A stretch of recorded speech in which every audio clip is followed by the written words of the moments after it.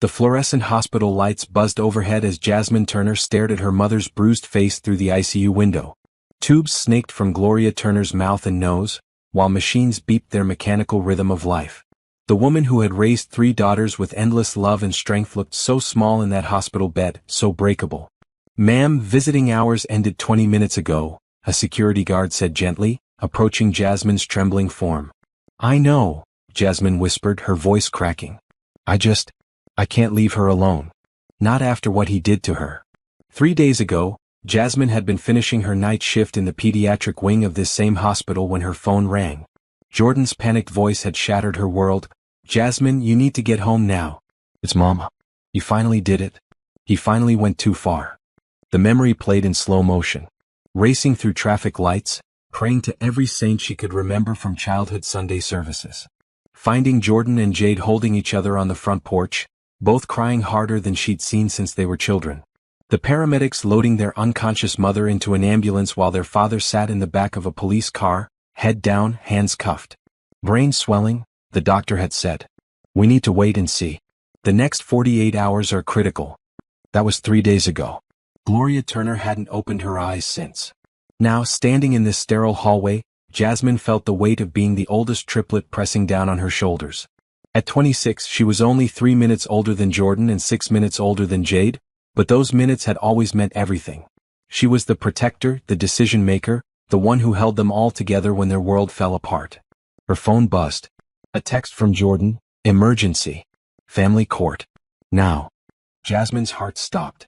She ran through the hospital corridors, her nursing shoes squeaking against the polished floors, past the familiar faces of colleagues who looked at her with sympathy and concern. Outside, Jordan's car idled in the pickup zone, hazard lights blinking.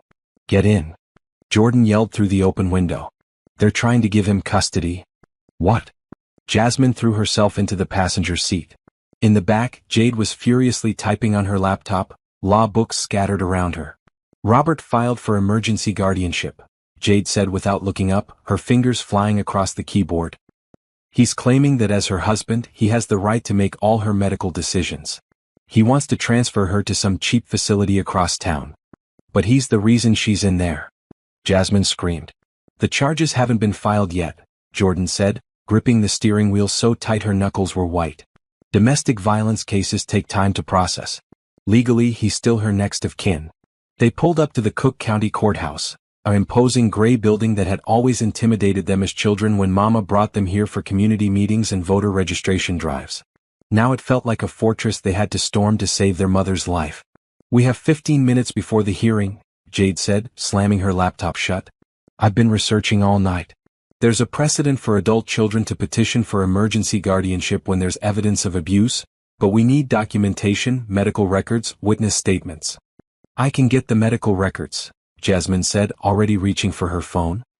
"My supervisor will help us. What else do we need?" "Each other," Jordan said quietly, looking at both her sisters. "We need each other." They walked into that courthouse holding hands, the way Gloria had taught them to do when crossing busy streets as little girls. 3 young black women in their 20s, dressed in their best clothes hastily thrown together, walking into a system that had never been designed to protect people who looked like them. The courtroom was nearly empty except for a few court officials and their father's public defender, a tired-looking man in a wrinkled suit. Robert Turner sat at the defendant's table, refusing to look at his daughters as they entered. His right hand was bandaged, evidence of the violence that had put their mother in a coma. "Where's our lawyer?" Jordan whispered. "We couldn't afford one," Jade whispered back. "I'm representing us pro-issy." Jasmine felt her stomach drop. Her baby sister, brilliant as she was still in law school. They were about to face trained prosecutors with nothing but determination and love. The bailiff called the court to order. "All rise for the Honorable Patricia Blackwell." The judge who entered the courtroom wasn't what any of them expected. Judge Blackwell was a black woman in her mid-40s, with natural hair pulled back in an elegant bun and sharp, intelligent eyes that seemed to take in everything at once. She moved with the confidence of someone who had fought her own battles and won. "Be seated," Judge Blackwell said, her voice carrying authority that filled the room. "We're here today to determine emergency guardianship for Mrs. Gloria Turner, currently hospitalized at Northwestern Memorial. Mr. Turner, I see you've petitioned for guardianship rights." Robert's lawyer stood up. "Yes, Your Honor." My client is the legal spouse and should retain all decision-making authority regarding his wife's medical care. And I see we have the Turner daughters present as well, Judge Blackwell said, looking directly at the three sisters. Are you represented by counsel? Jade stood up, her legs shaking but her voice steady. Your Honor, I'm Jade Turner, representing myself and my sisters Jasmine and Jordan. We're petitioning the court to grant us emergency guardianship of our mother, Gloria Turner. Miss Turner, are you an attorney? I'm a third-year law student at Northwestern, Your Honor. Judge Blackwell's eyebrows raised slightly. I see. And what grounds do you have for this petition? Jade took a deep breath. This was the moment everything would change. Your Honor, our father put our mother in a coma. He beat her so badly that she may never wake up. We cannot allow the man who tried to kill her to decide whether she lives or dies. The courtroom fell silent except for the hum of air conditioning. Robert's lawyer started to object, but Judge Blackwell held up her hand. That's a very serious accusation, Miss Turner. Do you have evidence to support this claim? Jasmine stood up, her nurse's training kicking in. Your Honor, I work at Northwestern Memorial. I can provide you with complete medical documentation showing the extent of my mother's injuries. Multiple skull fractures, internal bleeding, broken ribs. These aren't injuries from a fall. These are injuries from someone trying to kill her. Jordan stood up as well. Your Honor, I'm a social worker with the Department of Children and Family Services. I've documented years of abuse in our home. I have photographs, police reports, emergency room visits. Our mother has been trying to leave him for years, but every time she tried, he threatened to kill us. She stayed to protect us. Judge Blackwell leaned forward, studying all three sisters. And now you want to protect her? Yes, ma'am, they said in unison, the same way they used to answer their mother when she called them for dinner. Your Honor, Robert's lawyer interrupted, my client hasn't been convicted of any crime. These are merely allegations from emotionally distraught daughters who... Mr. Henderson, Judge Blackwell said sharply, cutting him off. I've read the police report. Your client's hand is bandaged from punching his wife so hard he broke his own knuckles against her skull. The only reason he's sitting in this courtroom instead of a jail cell is because the victim is in a coma and can't testify yet. Don't insult this court's intelligence with claims of innocence. She turned back to the triplets. Ladies, I'm going to grant you a temporary restraining order preventing your father from making any medical decisions regarding your mother. However, for permanent guardianship, you'll need to present a complete case with full documentation, character witnesses, and a comprehensive care plan. Can you do that? Yes, Your Honor, Jade said, relief flooding her voice. You have 1 week to prepare. Court will reconvene next Monday at 9 a.m. sharp. Miss Turner, she said, looking directly at Jade, I suggest you find an experienced attorney to assist you. This is not a case for a student to handle alone, no matter how bright you might be. As they filed out of the courtroom, Jasmine felt a mixture of relief and terror. They had bought themselves time, but now they had to build a case that would stand up against trained lawyers and a legal system that rarely sided with people like them. Outside the courthouse steps, the three sisters stood in the Chicago wind, holding on to each other. 1 week, Jordan said. We can do this, Jade said, but her voice shook. Jasmine looked back at the imposing courthouse, then at her sisters, the two people who had shared every moment of her life since conception. We have to do this.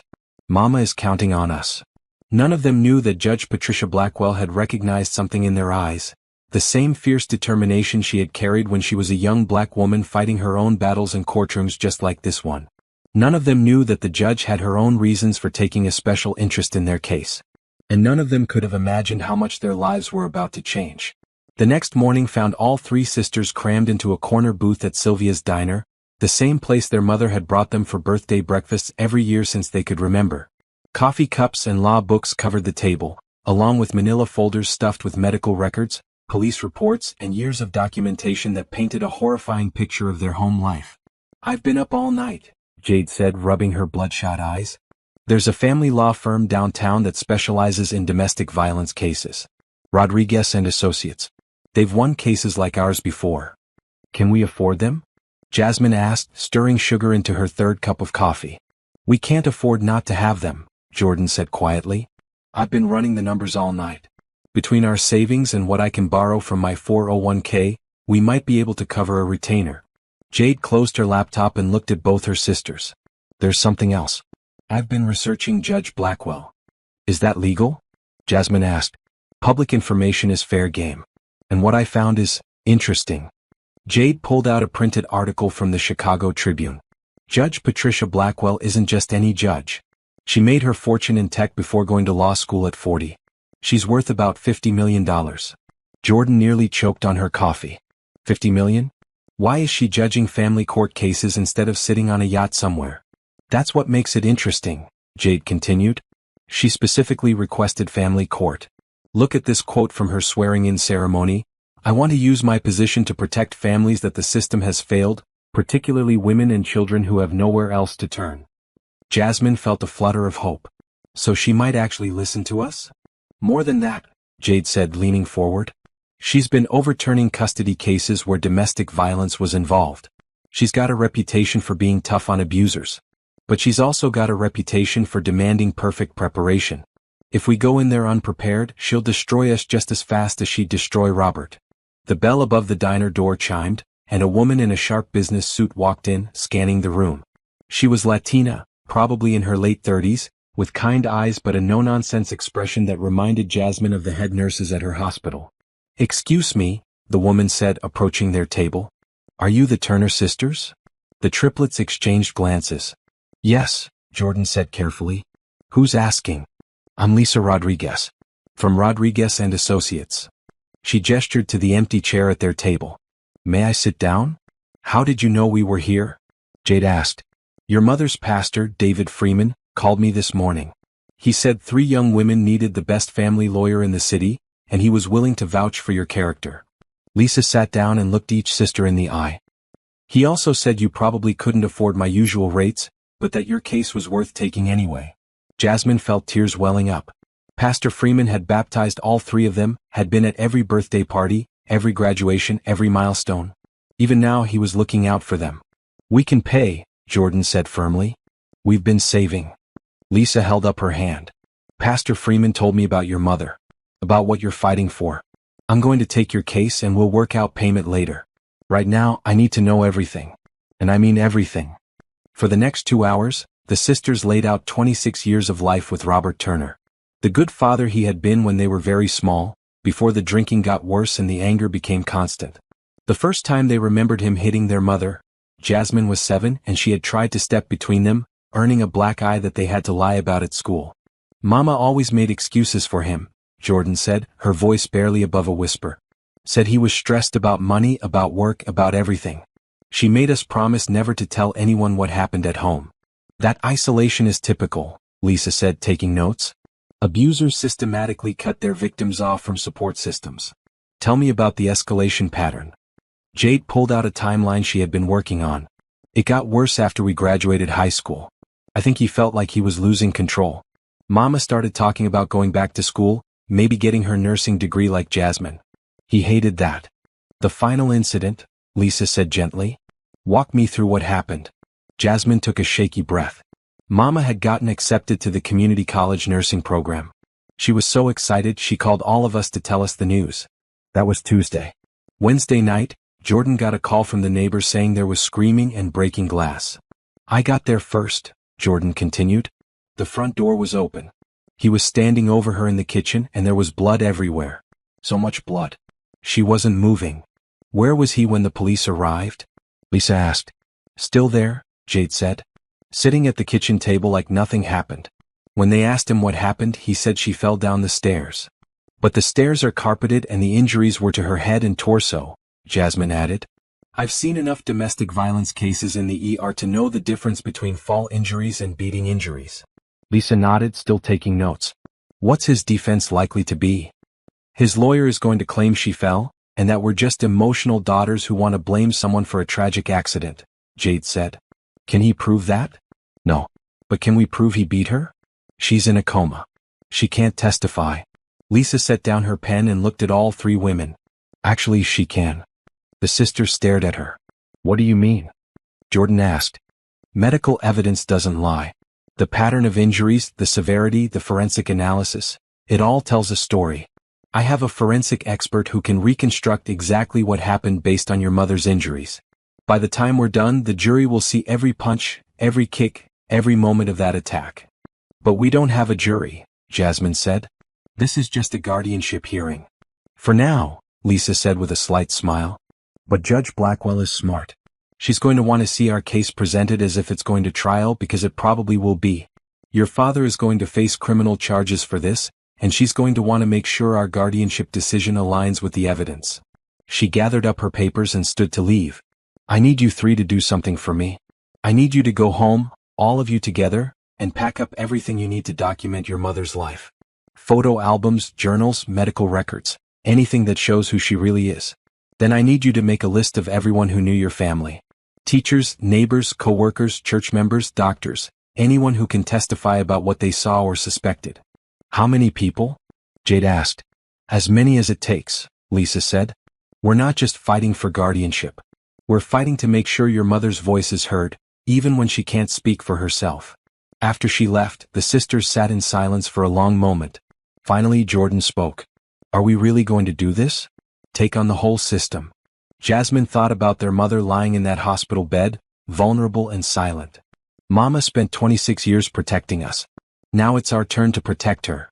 Together, Jade said, reaching across the table to take both her sisters' hands. Together, they agreed. As they left the diner, none of them noticed the man in the baseball cap sitting in the corner booth, talking quietly on his cell phone. None of them heard him say, "They've got a lawyer now. And it's Lisa Rodriguez." This just got a lot more complicated. Robert Turner had his own allies and they weren't going to make this fight easy. The Turner family home looked smaller than Jasmine remembered as they pulled into the driveway. Yellow police tape still fluttered from the front porch railings, and the kitchen window remained boarded up where it had been broken during the attack. None of them had been back since that horrible night. I can't do this, Jordan whispered, staring at the house where they had grown up. Yes, you can, Jade said firmly. We all can. Mama needs us to be strong right now. Jasmine unlocked the front door with shaking hands. The smell hit them immediately, cleaning chemicals mixed with something darker that made their stomachs turn. Someone had obviously tried to clean the kitchen, but the violence of that night had left invisible scars throughout the house. Let's stick together, Jasmine said. We go room by room and we don't separate.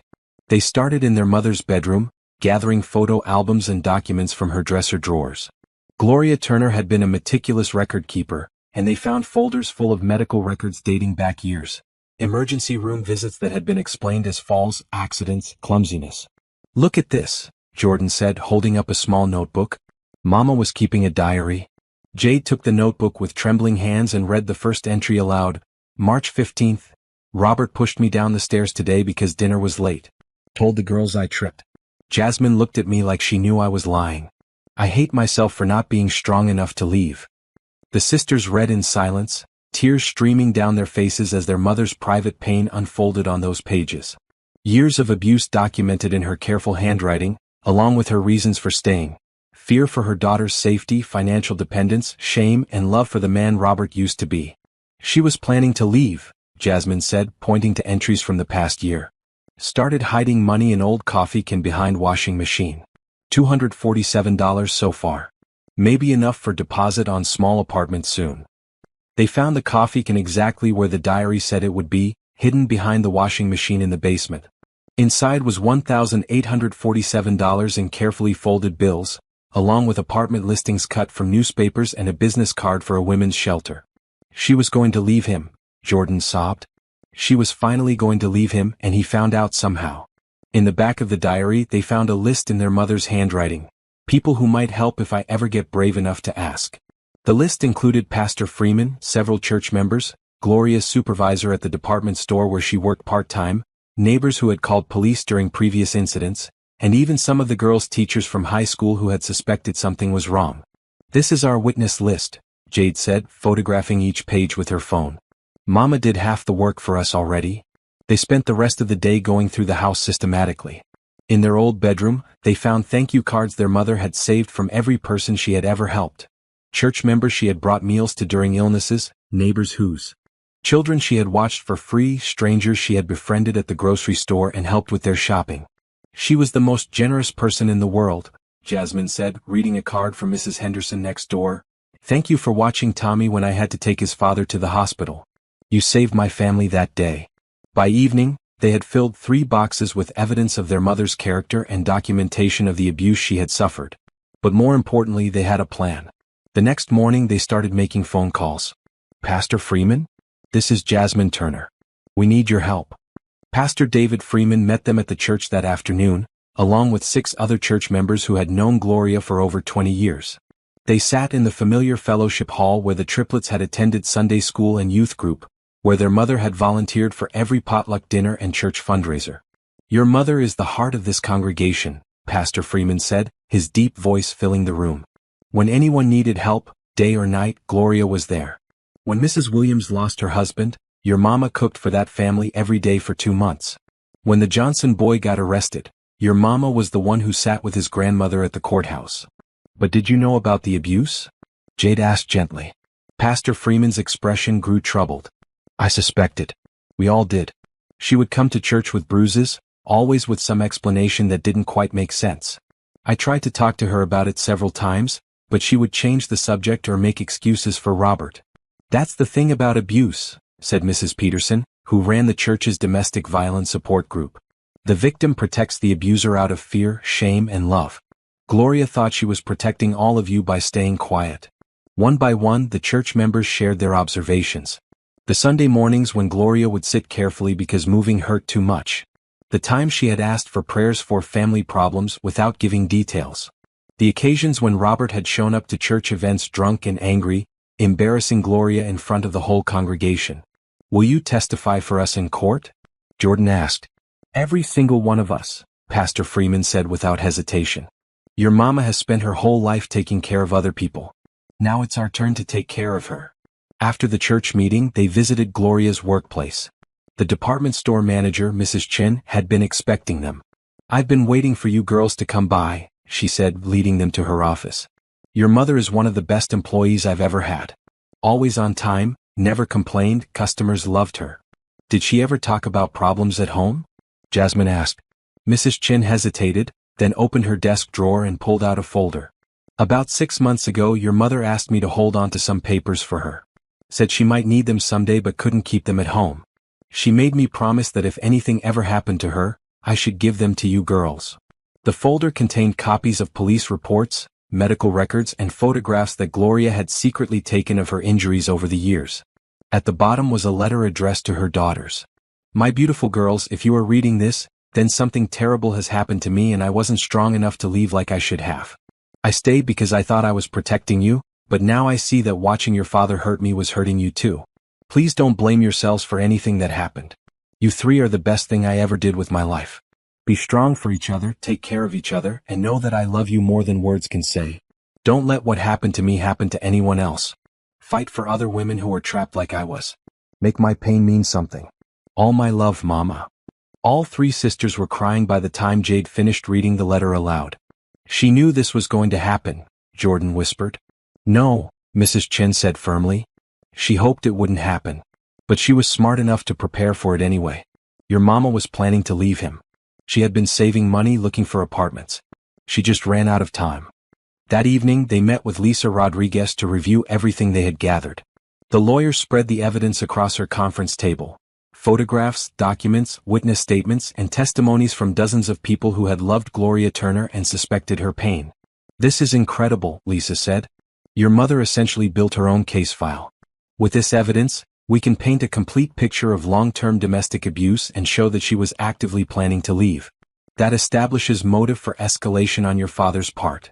What about his side? Jade asked. What kind of defense will they put up? Lisa's expression grew serious. I've been doing some digging. Robert's lawyer is going to claim that your mother was mentally unstable, that she was paranoid and made up stories about abuse to get attention. They're going to say that she was accident-prone due to drinking or medication, and that you 3 are too emotional to see the truth. But we have witnesses, Jordan protested. And they'll have witnesses too, Lisa warned. Robert has friends from the bar he frequents, co-workers who never saw him be violent, maybe even some family members who will say he's a good man going through a rough patch. So what do we do? Jasmine asked. We make sure our case is so solid, so well documented, and so compelling that their lies can't stand up against our truth, Lisa said. We have 1 more day to prepare before the hearing. Tomorrow I want all 3 of you to visit your mother. Talk to her doctors, get the latest medical updates and spend some time with her. You're fighting for her voice, but you need to remember what that voice sounds like. As they left the law office, Jade grabbed both her sister's hands. Are you scared? Terrified, Jasmine admitted. Good, Jordan said. Mama always said that being scared means something important is happening. And this is the most important thing we'll ever do. Northwestern Memorial Hospital felt different now that they weren't just visiting as family members, but as women preparing to fight for their mother's life in court. The familiar hallways that had once felt like Jasmine's second home now seemed charged with purpose and urgency. Dr. Michelle Brooks met them outside the ICU, her expression grave but kind. I'm glad you called. There have been some developments. Jasmine's heart stopped. Is she worse? Actually, there's been slight improvement. Her brain swelling has gone down significantly. We're cautiously optimistic that she might wake up, though we can't predict when or what level of function she'll have. The sisters exchanged glances. This could change everything about their court case. Can she hear us? Jordan asked. Studies suggest that coma patients often can hear and understand more than we realize, Dr. Brooks said. I encourage you to talk to her. Tell her about what's happening. Let her know you're fighting for her. They entered the ICU room where Gloria lay surrounded by machines. Her face was still swollen and bruised, but the worst of the discoloration had faded. She looked more like their mother now, less like a stranger. Jasmine pulled a chair close to the bed and took her mother's hand. Hey Mama. All three of us are here. We found your diary, Jordan said softly. And the money you saved. And the letter you left with Mrs. Chen. We know you were planning to leave him, Jade added. We know you stayed to protect us, but Mama, we're grown now. We're strong enough to protect you. They told their mother about everything. The court case, Lisa Rodriguez, the church members who wanted to testify, the evidence they had gathered. They talked about their childhood memories, about Sunday morning breakfasts and bedtime stories, about the lullabies she used to sing when they were scared. Do you remember that song? Jasmine asked, starting to hum the melody. You used to say it was magic, that it could chase away any nightmare. For just a moment, they could have sworn they felt their mother's fingers squeeze Jasmine's hand. Did you feel that? Jordan whispered. I felt it, Jade said, tears streaming down her face. Dr. Brooks had been monitoring from the doorway. She came over to check Gloria's vital signs and smiled. Her heart rate and brain activity both spiked when you were singing. Keep talking to her. Keep singing. She's listening. They spent the rest of the morning at Gloria's bedside, sharing memories and making promises about the future. They talked about the nursing program she had been accepted to, about how proud they were of her strength, about how they planned to make sure she got the care and safety she deserved. Around noon, Nurse Patricia Johnson stopped by to check on Gloria. Pat had been Jasmine's mentor when she first started working at the hospital, and she had taken a special interest in Gloria's case. How are you girls holding up? Pat asked, adjusting Gloria's fore with practiced efficiency. We're scared, Jasmine admitted. Tomorrow we go to court to try to get guardianship, but what if the judge doesn't believe us? What if they let him make her medical decisions? Pat's expression hardened. That man has no business making decisions about anything, especially not your mother's care. I've been a nurse for 30 years and I've seen a lot of domestic violence cases. What he did to her, those weren't accidents. Those were the injuries of someone trying to kill. Would you be willing to testify about that in court? Jade asked hopefully. Honey, I've already spoken to your lawyer. I'm going to tell that judge exactly what I think about Robert Turner and his fitness to make medical decisions for his victim. Later that afternoon, they met with Lisa Rodriguez one final time before the hearing.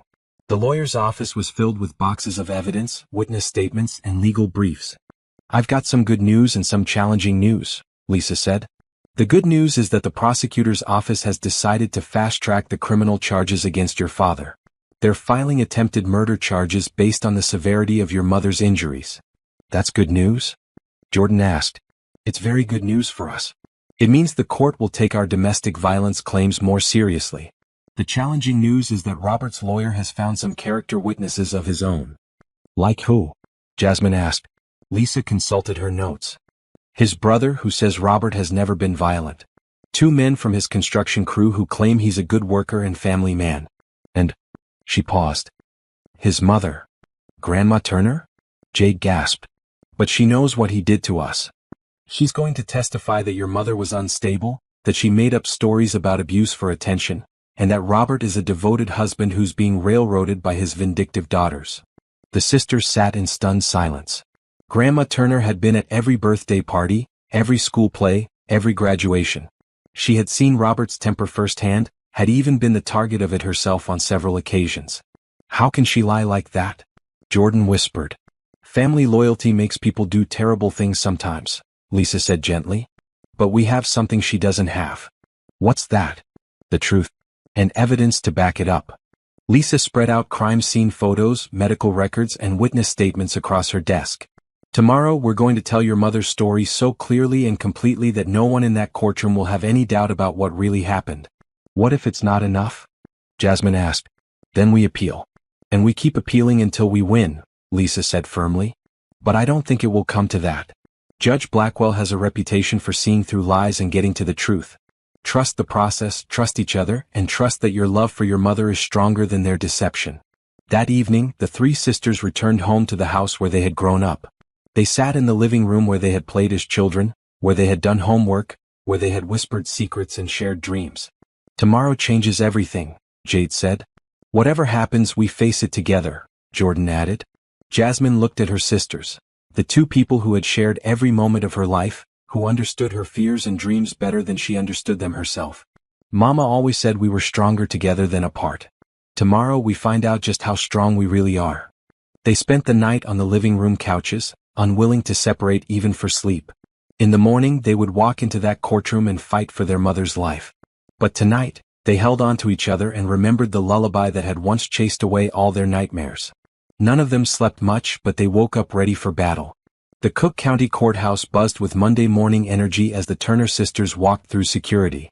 They wore their best clothes, Jasmine in her Navy interview suit, Jordan in a conservative black dress, and Jade in the charcoal pantsuit she had bought for law school mock trials. They looked professional, unified, and determined. Lisa Rodriguez met them in the hallway outside courtroom 4B, carrying several boxes of evidence and looking like the experienced warrior she was. How are we feeling? She asked. Ready? The sisters said in unison. Good. Remember what we practiced. Answer questions directly and clearly. Look at the judge when you speak. Don't let them rattle you with aggressive questioning. And most importantly, remember why we're here. The courtroom was more crowded than expected. Pastor Freeman sat in the front row along with several church members. Mrs. Chin from the department store was there, along with Pat from the hospital. The sisters' community had shown up to support them. On the other side of the aisle, Robert Turner sat with his lawyer, flanked by his brother Michael and his elderly mother. Robert looked smaller somehow, less intimidating in his ill-fitting suit than he had seemed in their childhood memories. All rise for the Honorable Patricia Blackwell. Judge Blackwell entered with the same commanding presence they remembered from the emergency hearing. She took her seat and surveyed the courtroom with sharp eyes that missed nothing. Good morning. We're here to determine permanent guardianship for Mrs. Gloria Turner. I've reviewed the preliminary evidence from both sides, and I must say this is one of the most thoroughly documented cases I've seen in family court. She looked directly at the Turner sisters. Ms. Rodriguez, you may begin. Lisa Rodriguez stood up, walked to the center of the courtroom, and began to tell Gloria Turner's story. Your Honor, this case is about a woman who spent 26 years being systematically terrorized by the man who promised to love and protect her. Gloria Turner endured decades of escalating abuse because she believed that staying would keep her daughters safe. 3 weeks ago, when she finally found the courage to break free and build an independent life, her husband nearly killed her. She presented the evidence methodically. The diary entries documenting years of violence. The medical records showing a pattern of suspicious injuries. The testimony from church members, co-workers, and neighbors who had witnessed Robert's abuse or suspected Gloria's pain. Dr. Brooks testified about Gloria's injuries, explaining in clinical detail how the pattern of fractures and trauma indicated repeated blunt force impact to the head. These injuries were not caused by a fall, she said firmly. They are consistent with someone being beaten about the head and face with tremendous force. Pat testified about her years of experience with domestic violence cases and her expert opinion that Gloria's injuries represented an attempt at murder. In 30 years of nursing, I have never seen injuries this severe from a fall downstairs. Mr. Turner tried to kill his wife. Pastor Freeman testified about Gloria's character and the community that loved her. Gloria Turner is one of the most selfless, generous, loving people I have ever known. She has spent her life caring for others, often at great personal cost. The idea that she would make up stories about abuse is absolutely contrary to everything anyone who knows her would believe. One by one, the witnesses painted a picture of a woman who had been trapped, isolated, and terrorized, but who had never lost her essential kindness and strength. Then it was Robert's turn. His brother Michael took the stand first, claiming that Robert had never been violent in their childhood, that he was a hard worker who loved his family. But under Lisa's cross-examination, he admitted he hadn't lived in the same city as Robert for 15 years and rarely visited. So you wouldn't know about incidents that occurred in Mr. Turner's home on a regular basis? Lisa asked. No, but Robert wouldn't. You wouldn't know because you weren't there to see them, correct? Michael's testimony fell apart quickly. The construction workers who testified for Robert painted him as a reliable co-worker, but they too admitted under questioning that they knew nothing about his home life. Then Grandma Turner took the stand. The elderly woman looked frail and confused as she was sworn in. In a shaky voice, she testified that Gloria had always been emotional and dramatic, that she made up stories to get attention, that Robert was a good son and husband who was being unfairly blamed. Mrs. Turner, Lisa said gently during cross-examination, how often do you visit your son's home? Well, not very often. My health, you know. When was the last time you spent significant time with your granddaughters or daughter-in-law? It's been a while. Have you ever witnessed your son become angry or violent? The old woman hesitated. Robert has a temper, but all men do. That doesn't mean he would hurt anyone. Mrs. Turner, are you aware that your son broke his hand punching his wife in the head? She fell down the stairs. The stairs in their home are carpeted, Mrs. Turner. Your son's hand was broken because he hit his wife so hard that he fractured his own knuckles against her skull. How do you explain that if she fell down carpeted stairs? Grandma Turner had no answer. Finally, Robert himself took the stand. He testified that Gloria had been drinking that night, that she had fallen down the stairs, that he had tried to help her. His story sounded rehearsed and hollow. Lisa's cross-examination was surgical. Mr. Turner, you claim your wife fell down the stairs? Yes. The stairs in your home are carpeted? Yes. Your wife's injuries included multiple skull fractures, broken ribs, and internal bleeding. Do you often see that kind of injury pattern from falls down carpeted stairs? I don't know. I'm not a doctor. But you do know that your wife was accepted into nursing school? Robert's jaw tightened. Yes. And you didn't want her to go? I thought she should focus on her family. By family, you mean focusing on taking care of you? Objection, Robert's lawyer called. Sustained, Judge Blackwell said. But I'll allow some latitude here. Mr. Turner, your wife was planning to leave you, wasn't she? That's not true. Lisa pulled out the diary. Your Honor, I'd like to read from Mrs. Turner's diary, entry dated 2 weeks before the assault. I told Robert the first was going to nursing school whether he liked it or not. He said if I ever tried to leave him, he would kill me. I think he means it this time. Robert's face went white. She was lying. She always lied. Mr. Turner, how did you break your hand? I punched the wall. I was upset after the accident. Which wall? What?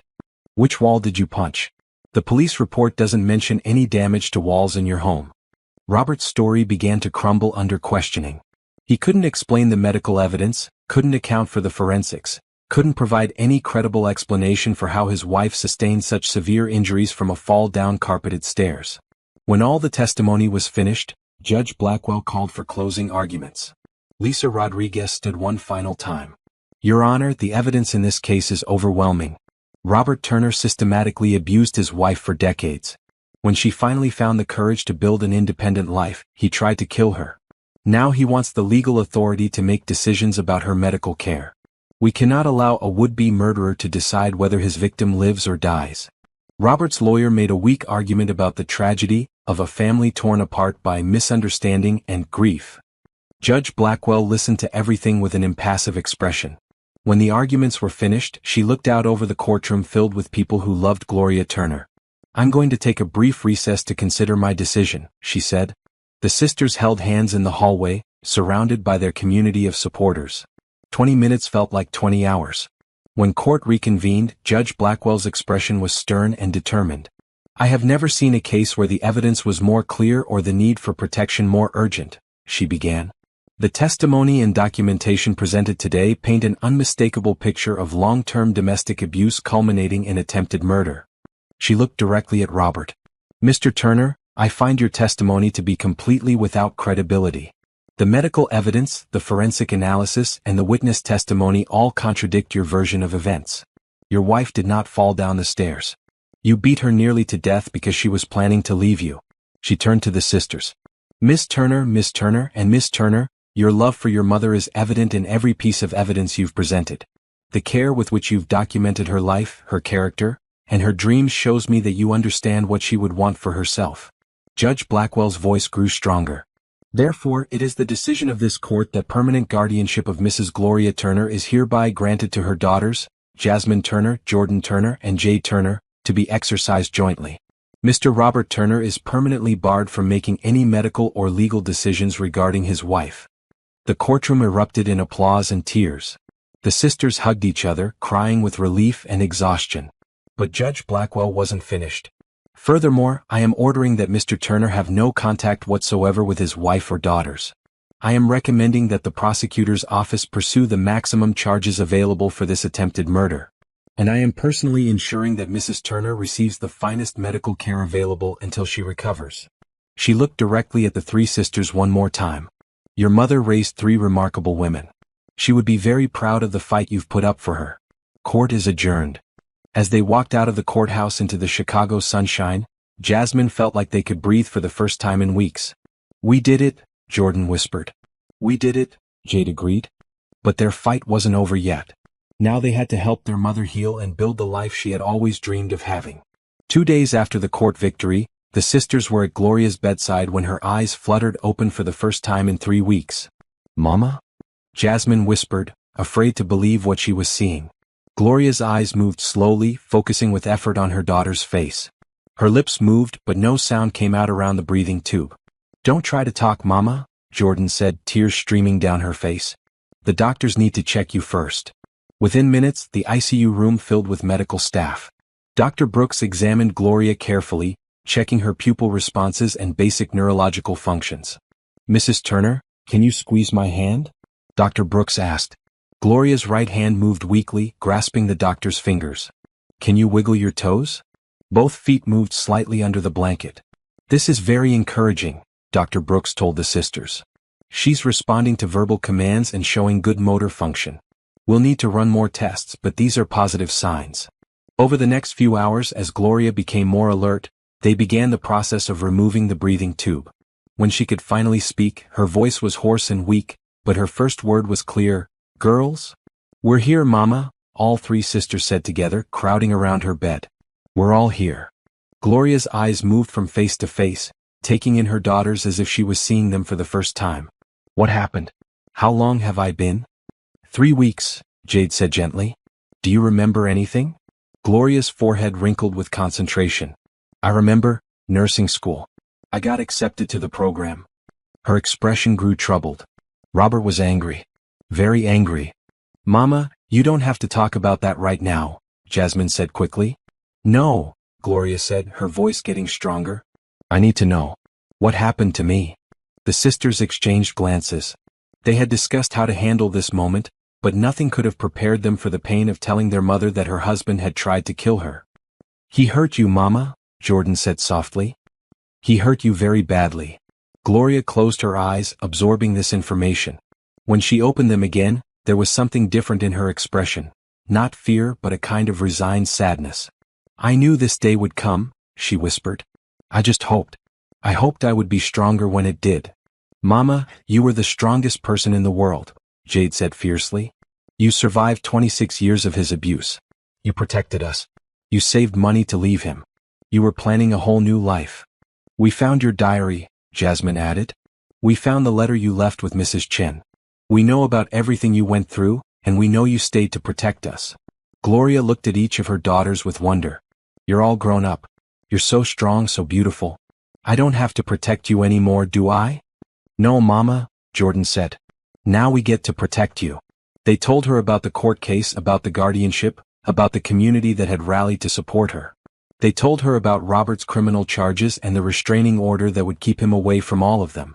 Judge Blackwell said something about you being proud of us, Jade said with a smile. Judge Blackwell? The billionaire judge. You know about her? Jasmine asked, surprised. Honey, every woman in this city knows about Judge Patricia Blackwell. She's a hero to women like us. Gloria's eyes lit up with something that might have been hope. She really took our case? She didn't just take our case, Jordan said. She fought for us like we were her own daughters. Over the next few days, Gloria's recovery progressed rapidly. The brain swelling had gone down completely, and while she was weak from her long unconsciousness, her cognitive function appeared to be intact. Physical therapy began immediately to help her regain strength and mobility. But the emotional healing was more complex. "I keep thinking about all those years," Gloria confided to her daughters one afternoon. "All the times I could have left but didn't. All the ways I failed you girls." "Mama, you never failed us," Jasmine said firmly. "You survived. You kept us safe. You loved us every single day even when you were in pain. And now you get a second chance," Jade added. "You can still go to nursing school. You can still have the life you dreamed about." Gloria looked out the hospital window at the Chicago skyline. "I'm 52 years old. Maybe too old to start over." "Are you kidding me?" Jordan laughed. "Judge Blackwell didn't go to law school until she was 40. Mrs. Patterson from church didn't get her degree until she was 60. You're never too old to chase your dreams." "Besides," Jasmine said, "you'll have help now. You'll have us. And you'll have a whole community of people who love you and want to see you succeed." A week later, Judge Blackwell made an unexpected visit to the hospital. She arrived with flowers and a warm smile that transformed her authoritative courtroom presence into something much more approachable. "Mrs. Turner," she said, "I wanted to meet you properly when you could meet me back." Gloria tried to sit up straighter in her hospital bed. "Your Honor, I can't thank you enough for what you did for my girls." "Your girls did that themselves?" Judge Blackwell said, taking a seat beside the bed. "I've been practicing law for 15 years, and I have never seen 3 young women fight harder or more effectively for someone they love. You raised remarkable daughters. They got their strength from their mama," Gloria said, looking at her girls with pride. Judge Blackwell leaned forward. "Mrs. Turner, I know you were planning to go to nursing school before this happened. I want you to know that opportunity is still waiting for you." "I don't know if I can afford it now," Gloria said quietly. "Medical bills, legal fees, starting over." "That's already been taken care of," Judge Blackwell said with a slight smile. "The Patricia Blackwell Foundation provides scholarships for women who are rebuilding their lives after domestic violence. Your tuition is covered, along with living expenses while you complete the program." Gloria stared at her in shock. I can't accept charity. It's not charity. It's investment. I've seen what you're capable of, the strength it took to survive what you survived, the love that raised these 3 incredible women, the courage it took to plan your escape. Women like you don't just rebuild their own lives. They become healers, advocates, examples for other women who need to know that escape is possible. Tears flowed down Gloria's cheeks. Why would you do this for us?" Judge Blackwell was quiet for a moment, looking out the hospital window. "Because 20 years ago, I was a young black woman trapped in a marriage to a man who tried to control every aspect of my life. He never hit me, but he systematically destroyed my confidence, isolated me from friends and family, and made me believe I was worthless without him." The sisters listened in stunned silence. "The day I found the courage to leave, I had nothing, no money, no job prospects, no support system. But I had a dream of going to law school, and I had the determination to make it happen. It took me years to build the life I wanted, but I got there." She turned back to Gloria. "I became a judge so I could protect women like we used to be. I used my wealth to make sure women like you get the second chances we all deserve. Your daughters fought for your voice when you couldn't speak. Now I want to make sure that voice can tell other women that freedom is possible." Gloria reached out and took Judge Blackwell's hand. "Thank you. For everything." "Thank your daughters," Judge Blackwell said. "They're the ones who saved your life." That evening, after Judge Blackwell left, the 4 women sat together in the hospital room, planning for the future. Gloria would need several more weeks of medical care, but her recovery was progressing well. The nursing program didn't start until the fall, which would give her time to heal physically and emotionally. "I want to do something," Gloria said. "I want to help other women who are going through what I went through." "What do you mean?" Jade asked. "I want to volunteer at the women's shelter. I want to share my story with other women who think they can't leave, who think they have to stay to protect their children. I want them to know that there's life after abuse." "Mama, that sounds perfect," Jordan said. "You're going to help so many people." "We all are," Gloria said, looking at each of her daughters. "This isn't just about me starting over. This is about all of us building something better together." Jasmine squeezed her mother's hand. "Together. Just like it's always been." As the sun set over Chicago, casting warm light through the hospital window, the Turner women began planning their new life. A life built on love, strength, and the unbreakable bonds between mothers and daughters. But their story was far from over. The best chapters were yet to be written. 3 months later, Gloria Turner walked across the stage at Chicago City College to receive her certificate of enrollment in the nursing program. Her daughters cheered from the audience alongside Pastor Freeman, Mrs. Chin, and dozens of other community members who had supported their family through the darkest times. Gloria looked different now, stronger, more confident, with a lightness in her step that hadn't been there for years. The physical scars from Robert's attack were fading, but more importantly, the emotional wounds were beginning to heal. After the ceremony, the family gathered at their new apartment, a bright, sunny 2-bedroom place that Gloria shared with Jordan while Jasmine and Jade had their own places nearby. The walls were decorated with photos of better times and new memories they were creating together. "I can't believe I'm really doing this," Gloria said, holding her acceptance letter. "At 52, I'm going back to school." "You're not just going back to school," Jade corrected. "You're building the life you always deserved." The past few months had been a whirlwind of change. Robert had been sentenced to 15 years in prison for attempted murder and aggravated domestic battery. The criminal trial had been swift and decisive. The evidence Lisa Rodriguez had helped them gather for the guardianship hearing made the prosecution's case overwhelming. More importantly, Gloria had begun volunteering at Safe Harbor Women's Shelter, sharing her story with other women who were trying to find the courage to leave abusive relationships. "I had a woman come in yesterday," Gloria told her daughters over dinner that night. "She was about your age, Jasmine, with 2 little kids. She kept saying she couldn't leave because her children needed a father, even if he hurt them sometimes." "What did you tell her?" Jordan asked. "I told her about you 3.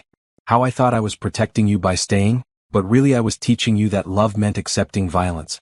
I told her that children need safety more than they need a father who hurts their mother." "Did she listen?" Jade asked. Gloria smiled. "She moved into the shelter this morning. Said if I could start over at 52, she could start over at 26. These stories were becoming more common. Gloria had a gift for connecting with women who were trapped in similar situations, and her presence at the shelter had become invaluable. "Judge Blackwell called today," Gloria announced. "She wants to meet with all of us next week." "About what?" Jasmine asked. "She has an idea about expanding the foundation's work. She wants our input on how to help more women like us." The meeting took place in Judge Blackwell's private office, a warm space filled with law books, family photos, and artwork from local artists. She greeted each of them with genuine warmth, and it was clear that their relationship had evolved beyond lawyer-client into something more like mentorship and friendship. "I've been watching your family's progress over the past few months," Judge Blackwell said. "Gloria, your work at the shelter has been remarkable. The women you've helped, the lives you've changed, it's exactly what I hoped would happen when we first met." "It feels good to turn something so horrible into something useful," Gloria replied. "Which brings me to why I asked you all here," Judge Blackwell continued. "I want to expand the foundation to create a comprehensive support system for women leaving abusive relationships. Not just emergency shelter, but long-term housing, education funding, job training, legal assistance, and counseling." She spread out architectural drawings across her desk. "I've been looking at this property on the south side. It's a former community center that could be renovated into a residential facility with classrooms, child care, and support services all in one place." The sisters studied the drawings with growing excitement. "It would be called the Gloria Turner Center for Women's Empowerment," Judge Blackwell said quietly. Gloria gasped. "You want to name it after me?" "I want to name it after what you represent: survival, resilience, and the courage to rebuild. You've shown other women that it's possible to escape, to heal, and to create better lives. That's exactly the message this center needs to send." Jade leaned forward, her legal mind already working. "What would our role be in this project?" "I want all 4 of you to be involved in designing and running it," Judge Blackwell said. "Gloria, you'd oversee the peer support programs and help develop the curriculum for life skills classes. Jasmine, I'd love for you to head up the medical and mental health services. Jordan, your experience in social work would be invaluable for case management and family services." She turned to Jade. "And I'd like you to consider a different path for your final year of law school. I can arrange for you to complete your degree through a partnership program with the foundation, focusing on domestic violence law and victim advocacy." The sisters looked at each other, then at their mother. This was bigger than anything they had imagined when they first walked into that courtroom to fight for Gloria's life. "When would this start?" Gloria asked. "Construction could begin next month if we move quickly. The center could be operational within a year. But I need to know that you're all committed to this vision, because it's going to be a lot of work. Yes, Gloria said without hesitation. Absolutely yes. Mama, are you sure? Jasmine asked. You're just starting nursing school. That's a lot to take on. Gloria's eyes were brighter than they had been in years. Baby, I spent 26 years of my life being afraid, being hurt, being small. I'm not wasting another day. If I can help other women avoid what we went through, then that's what I want to do with my life. Over the next few months, the Turner women threw themselves into the project with the same determination they had brought to the court case. Gloria continued her nursing studies while also working with architects and program designers to create spaces that would feel safe and welcoming to traumatized women and children. Jasmine took a leave of absence from the hospital to research best practices for trauma-informed medical care in domestic violence shelters. Jordan left her job with DCFS to begin developing the center's family services programs. Jade transferred her final semester of law school credits to an independent study focused on creating the center's legal aid clinic. The construction process was complicated and sometimes frustrating, but the Turner women had learned how to fight for what they believed in. When contractors tried to cut corners on security features, they pushed back. When city officials created bureaucratic obstacles, they navigated around them. When community members expressed concerns about the center bringing problems to their neighborhood, they organized information sessions and built support. We learned how to be advocates when we were fighting for Mama, Jordan observed one day as they toured the construction site. Now we're advocating for women we haven't even met yet. It's the same skills, Jade agreed. Research, organization, persistence, and refusing to take no for an answer. The media attention was intense. The story of three sisters who fought for their mother's life and then channeled that experience into helping other women captured public imagination. They appeared on local news programs, spoke at community events, and found themselves becoming the faces of domestic violence awareness in Chicago. I never thought I'd be giving speeches, Gloria laughed after a particularly successful fundraising dinner. 6 months ago, I could barely speak up to order food at a restaurant. You're a natural, Judge Blackwell said. People connect with your honesty, your vulnerability, and your strength. You're showing them that healing is possible. As the center neared completion, they began receiving applications from women who wanted to be part of their first residential program. The stories were heartbreaking and familiar. Women who had been isolated, beaten, threatened, and convinced they had no options. It's like reading my own diary over and over again, Gloria said after reviewing a stack of applications. These could be my words from 5 years ago.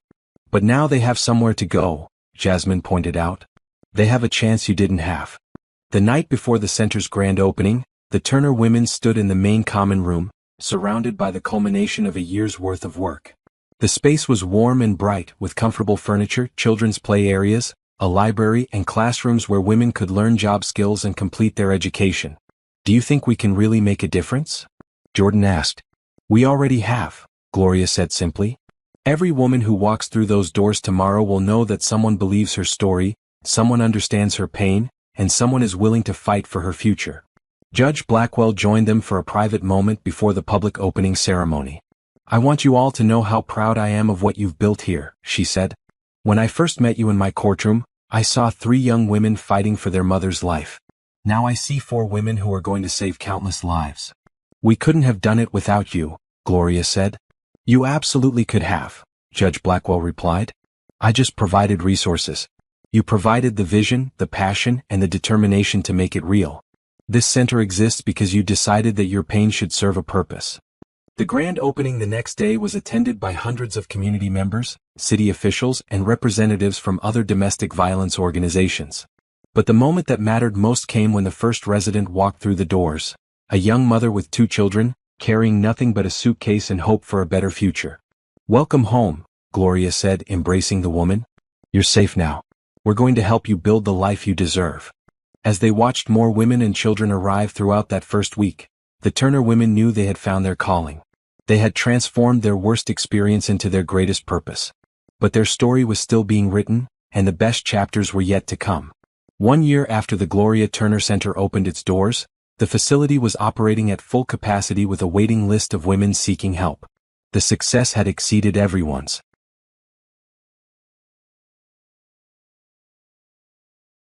expectations, but more importantly, the lives being transformed within those walls proved that the center's mission was working. Jasmine walked through the medical clinic she now directed, checking on the women and children who came for care. Many had never received proper health care due to isolation and financial control by their abusers. The clinic provided not just medical treatment, but also education about health, nutrition, and self-care. Dr. Patel is here for the mental health consultations, her assistant informed her. Perfect. How many appointments today? 12 women scheduled and 3 children for play therapy. The integration of medical and mental health services had been Jasmine's innovation, based on her experience caring for domestic violence survivors at the hospital. She had completed additional training in trauma-informed care and was now considered an expert in the field. Down the hall, Jordan facilitated a support group for women with children. The group met twice weekly, providing a safe space for mothers to discuss the challenges of protecting their children while rebuilding their own lives. I used to think my kids were better off with their father in the house, even with the violence, shared Maria, a woman who had been at the center for 3 months. But last week my 5-year-old son told me he was proud of me for being brave. That's when I knew we made the right choice. Children are so much more aware than we think, Jordan replied. They see everything and they learn what to expect from relationships by watching us. By leaving, you taught your son that love doesn't include violence. The group nodded in understanding. These women had all made the same difficult choice, prioritizing their children's safety over the familiar dysfunction of their former lives. In the legal aid clinic across the building, Jade worked with women navigating divorce proceedings, custody battles, and restraining orders. After completing her law degree through the Foundation's partnership program, she had passed the bar exam and was now a licensed attorney specializing in domestic violence cases. The judge granted the permanent restraining order, she told her current client, Sarah, whose husband had been stalking her since she left him 6 months earlier. He's not allowed within 500 feet of you, your workplace, or your children's school. But what if he violates it? Sarah asked, the fear still evident in her voice. Then he goes to jail, Jade said firmly. And we have a safety plan in place for you and the kids. You're not facing this alone anymore. These individual victories added up to something larger. The center's success had caught the attention of organizations nationwide, and requests for consultation and replication came from cities across the country. Gloria, now in her 2nd year of nursing school while also directing the center's peer support programs, found herself traveling to conferences and training sessions, sharing the Turner family's story and the center's model. The most important thing we learned, she told an audience of social workers and advocates in New York, is that survival is only the first step. Recovery means rebuilding not just your life, but your sense of who you are and what you deserve. Our center is designed around that understanding. After her presentation, a young woman approached her during the break. Mrs. Turner, my name is Angela Martinez. I run a small shelter in Phoenix and I've been following your center's work. I was wondering, would you consider helping us develop a similar program in Arizona? This type of request had become common. The Gloria Turner Center model, combining residential support, education, job training, legal aid, and medical care in one integrated facility, was being studied and adapted by organizations worldwide. Tell me about your community, Gloria said. What specific needs are you seeing? The conversation that followed was one of many that would lead to the establishment of the Turner Foundation, a national organization dedicated to replicating their model in communities across America. Back in Chicago, Judge Blackwell watched these developments with deep satisfaction. The investment she had made in the Turner family was paying dividends she had never imagined. I have some news to share with all of you, she announced at their monthly foundation meeting. The Department of Justice has selected the Gloria Turner Center as a model site for a new federal initiative on domestic violence intervention. We're going to receive a $5 million grant to document our practices and train other organizations. The Turner women looked at each other in amazement. What had started as a desperate fight to save one woman's life had evolved into a national movement. What does that mean for us? Jordan asked. It means we're going to be busier than ever, Judge Blackwell said with a smile. The grant will fund expansion of our facilities, additional staff, and a training institute where practitioners from around the country can come to learn our methods. And it means, Gloria added, that other women won't have to wait as long for help as I did. The personal transformations within the Turner family had been as remarkable as their professional success. Gloria had flourished in nursing school, consistently earning top grades while balancing her studies with her work at the center. Her confidence had grown steadily and she had begun dating, something she never thought she would have the courage to do. His name is Marcus, she confided to her daughters one evening. He's a social worker at the VA hospital. We met in a class about treating trauma survivors. How do you feel about him? Jasmine asked carefully. Nervous, excited, terrified, Gloria laughed. But also hopeful. He knows my story and he's not intimidated by it. He says my strength is what attracted him to me. The sisters had their own victories to celebrate. Jasmine had been accepted into a master's program in public health, focusing on community health interventions. Jordan had been promoted to Director of Family Services at the center and was considering pursuing her own graduate degree in social work administration. Jade had been offered positions at several prestigious law firms but chose to stay with the foundation, building the legal aid program into one of the most effective domestic violence law practices in the state. Do you ever think about where we'd be if none of this had happened?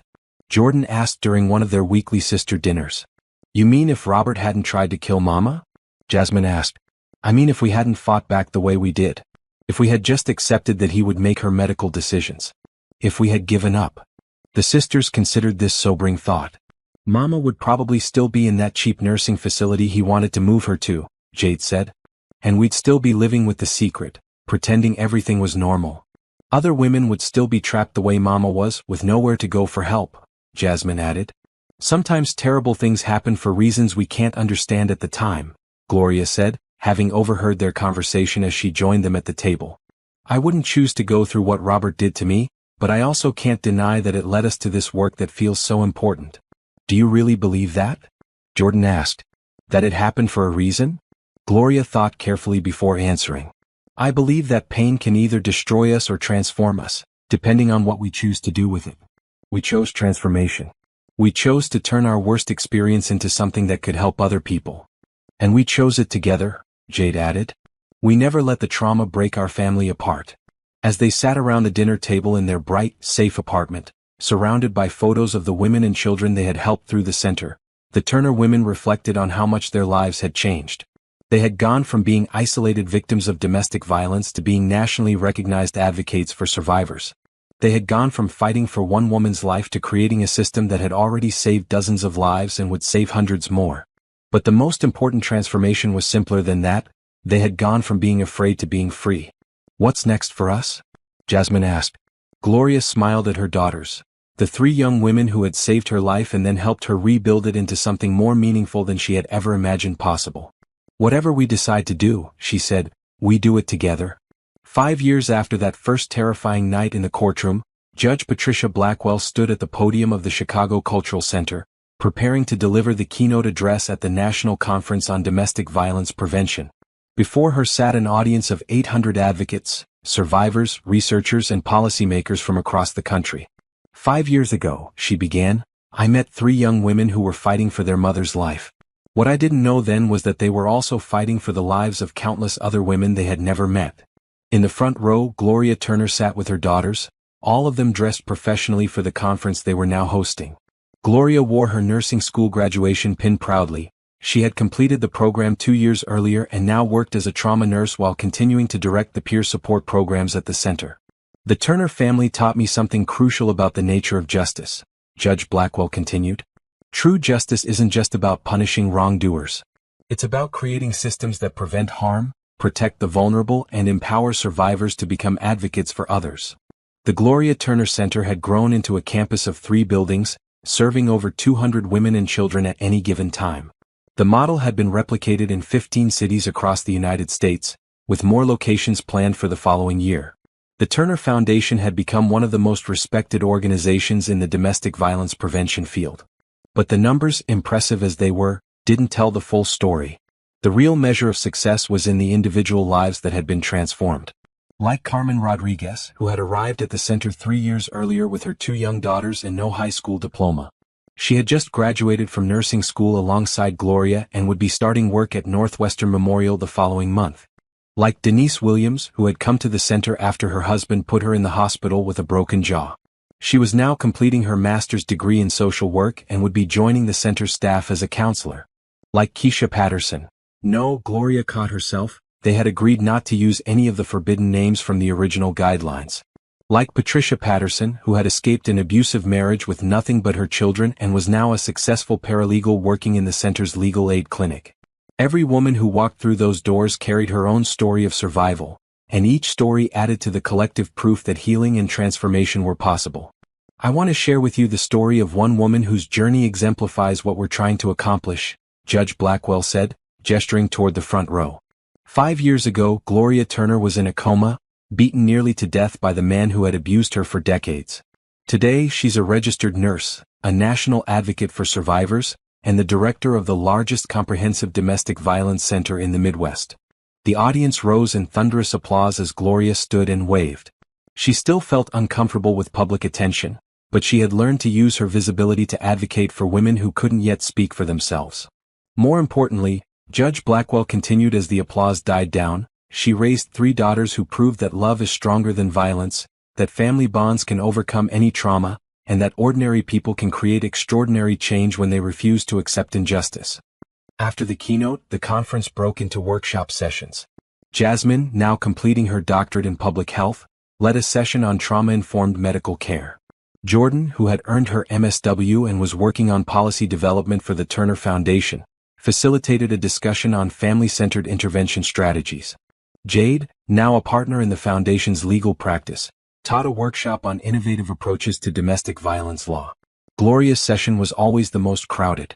Titled From Survivor to Advocate, Finding Your Voice After Violence, it drew women who were at various stages of their own healing journeys. The first thing I want you to know, Gloria told the packed room, is that surviving doesn't make you weak. Staying alive, protecting your children, finding ways to cope with unbearable circumstances, that takes incredible strength. Don't let anyone tell you that you should have left sooner or fought back harder. You did what you had to do to survive. A woman in the back row raised her hand. How did you find the courage to start over so late in life? I'm 45, and I feel like it's too late for me to build something new. Gloria smiled. Honey, I was 52 when I started over. I didn't get my nursing degree until I was 54.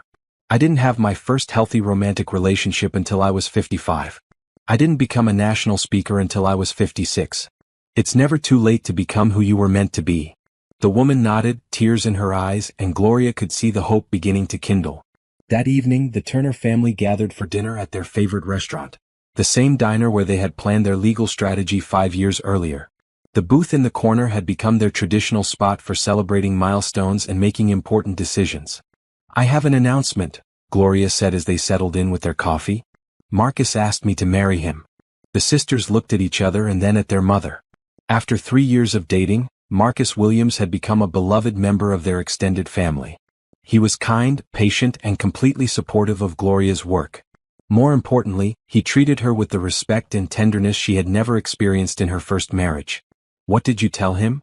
Jade asked. I told him yes, Gloria said with a radiant smile. But I also told him that any man who marries me gets 3 daughters in the bargain. What did he say to that? Jordan asked. He said he was hoping that would be the case, because he's always wanted daughters and now he gets 3 accomplished, fierce, beautiful women as his bonus family. The sisters erupted in cheers and congratulations, attracting amused looks from other diners. So we're planning a wedding, Jasmine said. When? Next spring. Nothing too big or fancy, just family and close friends. Maybe we'll have it at the center, in the garden. The idea was perfect. The center had become more than their workplace. It was the symbol of their family's transformation and the place where they had found their purpose. I want all 3 of you to be my matrons of honor, Gloria continued. You're the ones who saved my life and helped me build this new one. I can't imagine getting married without you standing beside me. As they planned and laughed and dreamed about the future, none of them noticed the young woman sitting alone at a nearby table, listening to their conversation. She had been following their story in the news and had come to Chicago specifically to attend the conference and hopefully meet the Turner family. Finally, she gathered her courage and approached their table. Excuse me, she said nervously. Are you the Turner family from the Gloria Turner Center? Yes, we are, Gloria said warmly. Please sit down. What's your name? I'm Rebecca Martinez. I'm from Los Angeles and I need help. The sisters made room for Rebecca at their table, and Gloria immediately shifted into the mode that had become second nature to her, creating a safe space for a woman in crisis. What's going on, honey? Gloria asked gently. Rebecca's story poured out. An abusive husband who controlled every aspect of her life. 2 young children she was desperate to protect. No family support and no financial resources to leave. She had used her grocery money to buy a bus ticket to Chicago because she had heard about the Turner Center and thought maybe, somehow they could help her. Rebecca, Gloria said when the young woman finished talking. You are exactly where you need to be. We're going to help you figure this out. And just like that, the Turner family was doing what they did best, taking someone else's worst moment and helping transform it into the beginning of something better. Do you have somewhere to stay tonight? Jordan asked. I was going to try to find a cheap motel, Rebecca said. Absolutely not, Jasmine said. You're staying with us. As they paid their check and prepared to leave, Gloria put her arm around Rebecca's shoulders. Sweetie, I want you to listen to me carefully. What you did, leaving everything you knew to come here and ask for help, that took more courage than you know. The hardest part is over. Everything from here gets a little easier. Walking out of the diner together, with Rebecca now part of their protective circle, the Turner women felt the familiar sense of purpose that had driven them for the past 5 years. They had learned that healing wasn't a destination. It was a process that continued as long as there were others who needed help finding their way to freedom. And there would always be others. 1 year later, on a perfect spring morning in Chicago, the gardens of the Gloria Turner Center bloomed with white flowers and flowing fabric as family and friends gathered to celebrate Gloria's wedding to Marcus Williams. The ceremony was small and intimate, held in the same space where dozens of women had found safety and begun rebuilding their lives. Gloria stood in the bride's room, formerly a counseling office, being fussed over by her 3 daughters as they helped her into her simple but elegant dress. At 57, she glowed with happiness and confidence that had been unimaginable during her first marriage. Mama, you look beautiful, Jasmine said, adjusting the pearl necklace that had been Gloria's mother's. I can't believe I'm nervous, Gloria laughed. You'd think at my age getting married wouldn't be such a big deal.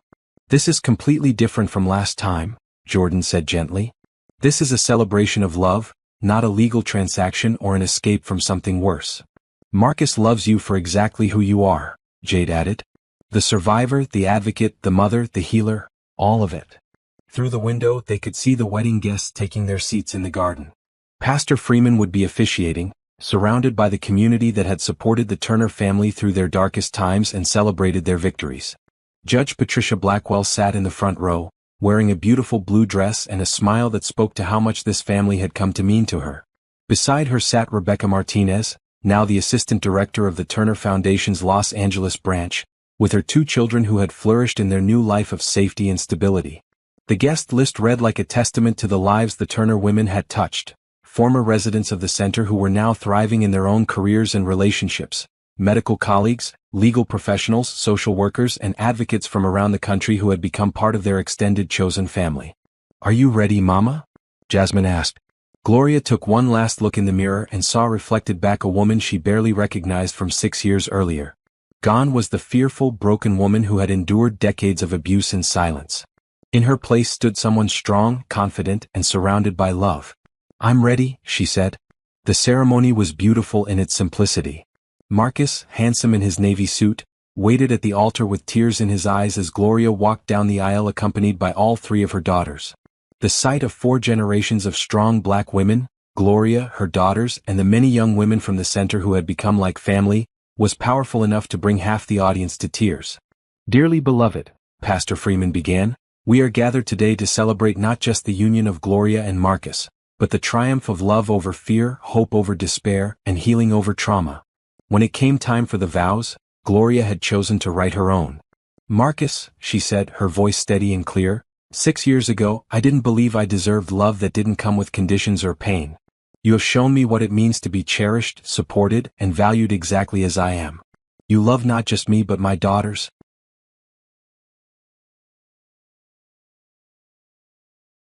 my work and my mission. You understand that marrying me means joining a family that is dedicated to helping other families heal. Thank you for wanting to be part of our fight for justice and our commitment to love. Marcus's vows spoke to his deep respect for Gloria's strength and his admiration for what she had built from the ashes of her trauma. Gloria, you are the strongest person I've ever met, but your strength isn't hard or brittle. It's the kind of strength that makes space for other people's pain and transforms it into healing. Marrying you means joining a legacy of love that extends far beyond our family to the hundreds of women and children whose lives you've touched. I can't think of any greater honor. When Pastor Freeman pronounced them husband and wife, the applause from their guests echoed across the center's campus, a sound of pure celebration that seemed to bless not just their marriage but everything they had built together. At the reception held in the center's main community room, The speeches told the story of transformation and triumph that had brought them all together. Judge Blackwell spoke about the evolution of the Turner family from desperate survivors to national leaders in the domestic violence prevention field. "I have had the privilege of watching this family channel their pain into purpose," she said. "The Gloria Turner Center has become a model for the nation, but more importantly, it has become a home for women who thought they had nowhere else to turn." Rebecca Martinez spoke on behalf of the hundreds of women who had found safety and support through the center. "Mrs. Turner, Gloria, saved my life and the lives of my children," she said. "But she didn't just give us shelter. She gave us the tools to build better lives and the confidence to believe we deserved them. She taught us that our past doesn't define our future." When it was time for the daughters to speak, they stood together as they had done throughout their lives. "Our mama taught us that family isn't just about who shares your blood," Jasmine said. "It's about who shows up when you need them most, who fights for you when you can't fight for yourself, and who celebrates your victories as if they were their own." "She taught us that survival is an act of resistance," Jordan continued, "and that healing is an act of revolution. Every woman who walks through these doors is participating in that revolution." "She taught us that love is not about controlling or possessing someone," Jade concluded. "Love is about creating space for someone else to grow, to heal, and to become who they're meant to be." "Marcus, welcome to a family that loves without limits." As the evening wound down and guests began to leave, the Turner women found themselves alone in the garden where the ceremony had taken place. The flowers gleamed in the moonlight, and the fountain that had been installed in memory of all the women lost to domestic violence provided a peaceful soundtrack to their reflections. "Can you believe how much has changed?" Jordan asked, looking around at the campus that had grown from a single building to a comprehensive community resource. "Sometimes I feel like I'm living someone else's life," Gloria admitted. "The scared woman who used to hide her bruises with makeup, she feels like a stranger to me now." "She wasn't a stranger," Jasmine said gently. "She was who you had to be to survive what you were going through. But you were always the woman you are now, even when circumstances didn't let her show." "And look what she built," Jade added, gesturing toward the center. "All those years of enduring and protecting and loving, they weren't wasted. They were practice for this." Marcus joined them in the garden, having changed out of his wedding tuxedo into comfortable clothes for the cleanup. "Ladies, I hate to interrupt this moment, but I wanted to thank you," he said. "I know that marrying Gloria means I'm not just getting a wife, I'm joining a movement. I want you to know that I'm ready for that responsibility." "Welcome to the family, Marcus," Jordan said, embracing her new stepfather. As they worked together to clean up from the reception, the Turner women and their new family member planned for the future. The Turner Foundation was expanding to serve 3 new cities in the coming year. Gloria was considering writing a book about her experiences to reach women who couldn't access their direct services. Jasmine had been invited to consult on domestic violence policy at the federal level. Jordan was developing a training program for other family service professionals. Jade was building a network of legal advocates who could provide services in underserved areas. "It's funny," Gloria said as they put away the last of the tables and chairs. "I used to think my life was over at 52. Now I feel like it's just beginning." "That's what happens when you finally get to live your own life instead of just surviving someone else's," Marcus observed.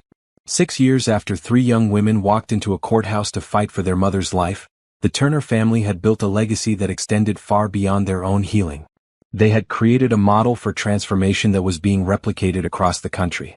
They had shown that survivors could become advocates, that pain could become purpose, and that families torn apart by violence could be made stronger by their determination to heal. But most importantly, they had proved that love, real love, healthy love, unconditional love, was always stronger than fear.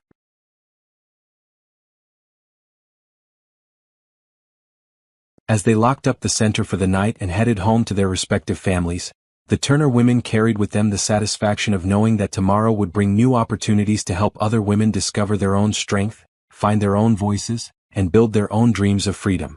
The fight wasn't over. It never would be as long as women and children needed protection from violence and abuse. But now they knew they weren't fighting alone.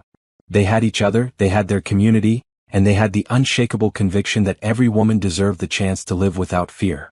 Behind them, the Gloria Turner Center stood quietly in the Chicago night, its windows dark but its mission burning bright, a beacon of hope for any woman brave enough to reach for something better. The Turner family story had become a testament to the power of sisterhood, the strength of survival, and the transformation that was possible when people decided that love was worth fighting for.